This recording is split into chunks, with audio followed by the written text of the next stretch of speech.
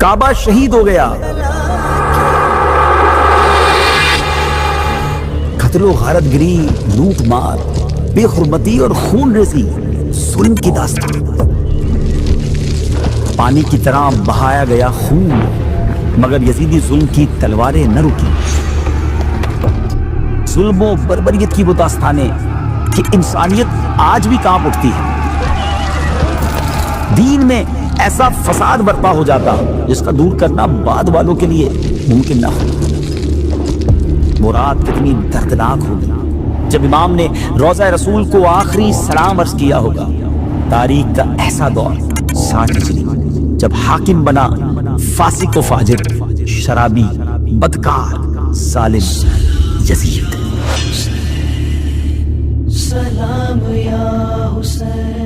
السلام علیکم ورحمۃ اللہ وبرکاتہ۔ ناظرین، ویب سیریز کا نام ہے داستان کربلا، اور آج کے ایپیسوڈ میں بات ہوگی اس شخص کے بارے میں جس کا نام تاریخ کے سیاہ ترین اوراق میں ہمیشہ ملامت اور رسوائی کے ساتھ لیا جائے گا۔ وہ شخص جس کی پیشانی پر اہل بیت اطہار کے ناحق خون کا ایک ایسا بدنما داغ ہے جو رہتی دنیا تک نہیں مٹ سکے گا۔ وہ بدنصیب انسان یزید ہے۔ ناظرین، یزید سن 25 ہجری میں پیدا ہوا، نہایت بد خصلت، فاسق و فاجر، شرابی، بدکار، ظالم، بے ادب اور گستاخ شخص تھا۔ بہت موٹا، بدصورت اور جسم پر بہت زیادہ بال والا۔ اس کی عادتیں ایسی گندی اور حرکات ایسی بےہودہ تھی کہ بدمعاش لوگ بھی ان سے شرما جائیں۔ اس نے محارم رشتوں سے نکاح جیسے کبھی کام کو رائج کیا، یعنی وہ رشتہ دار جن سے نکاح حرام ہے اس نے ان رشتہ داروں سے نکاح رائج کروا دیا تھا۔ سود اور دیگر حرام کاموں کو کھلے عام پھیلایا۔ اس نے مدینہ طیبہ اور مکہ پاک کی بے حرمتی کی اور ظلم و بربریت کی وہ داستانیں رقم کی کہ انسانیت آج بھی کانپ اٹھتی ہے۔ ناظرین، امام حسین رضی اللہ تعالیٰ عنہ کی شہادت کے بعد بھی یہ ظالم رکا نہیں۔ اس نے مسلم بن عقبہ کو 12 یا 20 ہزار کے لشکر کے ساتھ مدینہ طیبہ حملے کے لیے روانہ کیا۔ پھر مدینہ، وہ مدینہ جہاں سرکار دو عالم علیہ السلام آرام فرما ہے، اس پاکیزہ اور مقدس شہر کی حرمت کو نشانہ بنایا گیا۔ ظلم و ستم کا ایسا طوفان برپا کیا گیا کہ اللہ پاک کی پناہ تقریباً 700 جلیل القدر صحابہ کرام اور عام مسلمانوں کو ملا کر 10,000 سے زائد نفوس قدسیہ نے جام شہادت نوش کیا، اور خاک مدینہ ان پاک باز ہستیوں کے خون ناحق سے رنگین ہو گئی۔ ایسے دل خراش مظالم ڈھائے گئے کہ قلم لکھنے سے قاصر ہے اور زبان انہیں بیان کرنے کی تاب نہیں لاتی۔ اور جب مدینہ منورہ میں اس عظیم سانحے کے بعد بھی ان ظالموں کی سرکشی کم نہ ہوئی تو یہی لشکر مکہ مکرمہ کی طرف بڑھا۔ وہ مکہ جس کی طرف رخ کر کے پوری امت نماز پڑھتی ہے، وہ کعبہ جسے دیکھنا عبادت ہے، اس مقدس مقام پر پتھروں کی بارش کی گئی جس کی وجہ سے مسجد الحرام کے ستونوں کو نقصان پہنچا۔ صحن حرم پتھروں سے بھر گیا اور ان ظالموں کی سرکشی کی وجہ سے غلاف کعبہ اور چھت کو بھی نقصان پہنچا۔ اسی چھت میں وہ مبارک سینگ محفوظ تھے جو حضرت اسماعیل علیہ السلام کے فدیے میں قربان ہونے والے دمبے کے تھے۔ وہ تبرکات بھی اس واقعے میں جل گئے۔ کئی دن تک بیت اللہ شریف غلاف کے بغیر رہا اور اہل مکہ شدید تکلیف اور خوف میں مبتلا رہے۔ خلاصہ یہ ہے کہ یزید نے ظلم اور احکام شریعت کی مخالفت کی ہر حد پار کر دی۔ ناظرین، حضرت سیدنا امیر معاویہ رضی اللہ عنہ کی وفات کے بعد سن 60 ہجری میں یزید تخت سلطنت پر بیٹھا۔ یہی وہ زمانہ تھا جس کے بارے میں حضرت ابو ہریرہ رضی اللہ عنہ دعا فرمایا کرتے تھے، اے اللہ میں تجھ سے 60 ہجری کے آغاز اور لڑکوں کی حکومت سے پناہ مانگتا۔ اللہ تعالیٰ نے آپ رضی اللہ عنہ کی دعا قبول فرمائی اور 59 ہجری میں ہی آپ کا وصال ہو گیا۔ آپ جانتے تھے کہ یہ دور فتنوں، ظلم اور دین میں بگاڑ کا دور ہوگا، کیونکہ پیارے آقا علیہ السلام پہلے ہی فرما چکے تھے کہ میری امت میں عدل قائم رہے گا، یہاں تک کہ پہلا رخنہ انداز یعنی اسلامی نظام خراب کرنے والا بنو امیہ کا ایک شخص ہوگا جس کا نام یزید ہوگا۔ جی ہاں، نبی پاک نے نام بھی بتا دیا تھا، اور ایک روایت میں فرمایا میری سنت کا پہلا بدلنے والا بنی امیہ کا ایک شخص ہوگا جس کا نام یزید ہوگا۔ ناظرین، یہ فرامین مصطفیٰ صلی اللہ علیہ وسلم حرف با حرف سچ ثابت ہوئی۔ حضرت امیر معاویہ رضی اللہ تعالیٰ عنہ نے رجب 60 ہجری میں دمشق میں وصال فرمایا۔ انتقال کے وقت آپ کے پاس پیارے آقا علیہ السلام کے چند مبارک تبرکات موجود تھے۔ آپ نے وصیت فرمائی کہ تبرکات آپ کے ساتھ قبر میں رکھے جائیں۔ یزید یہ سب اپنی آنکھوں سے دیکھ رہا تھا۔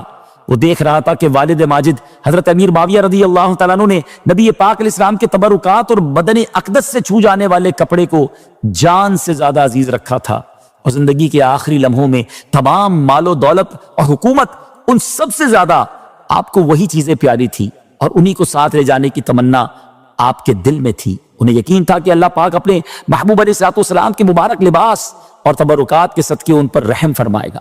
یزید اپنے والد گرامی کی نگاہوں میں آپ صلی اللہ علیہ وسلم کے تبرکات کی عظمت دیکھ رہا تھا، مگر وہ یہ نہ سمجھ سکا کہ جب نبی پاک کے جسم اطہر سے لگ جانے والا کپڑا اتنا بابرکت ہے تو حسنین کریمین اور آل پاک جو نبی پاک علیہ السلام کے جگر کے ٹکڑے ہیں، ان کا مقام و مرتبہ کیا ہوگا؟ ویورز، یزید نے اقتدار سنبھالتے ہی اطراف سلطنت میں اپنی بیعت کے لیے پیغامات بھیجے۔ مدینہ طیبہ کے گورنر نے جب امام حسین رضی اللہ عنہ کی خدمت میں حاضر ہو کر بیعت کا مطالبہ کیا تو امام علی مقام نے یزید کی بد کرداری، ظلم اور فسق و فجور کی وجہ سے صاف انکار فرما دیا۔ اسی طرح حضرت عبداللہ بن زبیر رضی اللہ تعالی عنہ نے بھی بیعت سے انکار کر دیا۔ امام حسین جانتے تھے کہ یہ انکار یزید کے غضب کو بھڑکا دے گا اور وہ آپ کے خون کا پیاسا ہو جائے گا، مگر نواسہ رسول صلی اللہ علیہ وسلم کی غیرت ایمانی، دیانت اور تقوی نے یہ گوارا نہ کیا کہ ایسے نااہل، فاسق اور ظالم شخص کے ہاتھ پر بیعت کر لی جائے۔ اگر امام پاک اس وقت بیعت کر لیتے تو دنیا کی ہر آسائش آپ کے قدموں میں ڈال دی جاتی، محلات، خزانے، تحفے، عزتیں، پروٹوکول، سب کچھ مل جاتا، مگر پھر اسلام کی بنیادیں ہل جاتی۔ جس اسلام کے لیے آپ کے نانا نے اتنی قربانیاں دی تھی، جس دین کے لیے صحابہ کرام نے اپنا سب کچھ، جان، مال، اولاد، عزت، ہاں سب کچھ قربان کر دیا تھا، اس اسلام کی دیواریں کمزور ہو جاتی۔ کیسے؟ ایسے کہ پھر یزید کو ہر بدکاری کے جواز کے لیے، اس کو یہ جسٹیفائی کرنے کے لیے، اس برائی کو صحیح ثابت کرنے کے لیے امام حسین کی بیعت سند ہوتی، اور اس طرح اسلام اپنی اصل سے بالکل بدل جاتا۔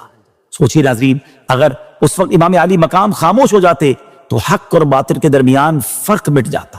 اسی لیے یزید سب سے پہلے امام حسین اور حضرت عبداللہ بن زبیر رضی اللہ عنہما سے بیعت لینا چاہتا تھا، کیونکہ وہ جانتا تھا کہ مدینے کے لوگ انہی مقدس ہستیوں کی پیروی کریں گے، انہی کو فالو کریں گے۔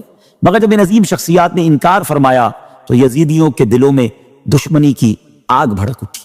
یزید جانتا تھا کہ امام حسین اس کی خواہشات اور گمراہیوں کے راستے میں سب سے بڑی رکاوٹ ہے۔ وہ سمجھتا تھا کہ جب تک نواسہ رسول موجود ہیں وہ کھل کر دین کا مذاق نہیں اڑا سکتا۔ اسے معلوم تھا کہ امام پاک رضی اللہ تعالیٰ عنہ حق کی وہ تلوار ہیں جو ہر ظلم کے سامنے کھڑی ہو جاتی ہے، اور یہی خوف، یہی نفرت آخر کار اس عظیم سانحہ کا سبب بنی جس نے کربلا کی تاریخ رقم کی۔ ناظرین، وہ دردناک رات تھی 4 شعبان سن 60 ہجری، جب امام علی مقام کو مدینہ طیبہ چھوڑنا پڑا۔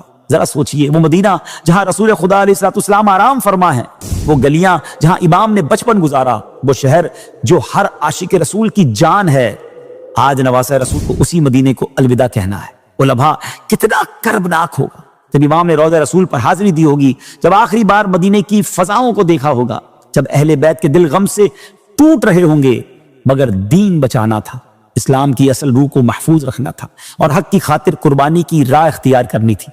اسی لیے اب مدینہ چھوڑنا تھا اور کربلا کی جانب جانا تھا۔ آج کے لیے اتنا ہی ناظرین، آگے کیا ہوا اگلے ایپیسوڈ میں جانیں گے۔ اپنی دعاؤں میں یاد رکھیے گا۔ السلام علیکم ورحمۃ اللہ وبرکاتہ۔ ہزاروں لوگ ان کے ہاتھ پر امام کی بیعت کر چکے ہیں، نہ انہوں نے کوئی کارروائی کی اور نہ ہی اس تحریک کو روکنے کے لیے کوئی قدم اٹھایا۔ پھر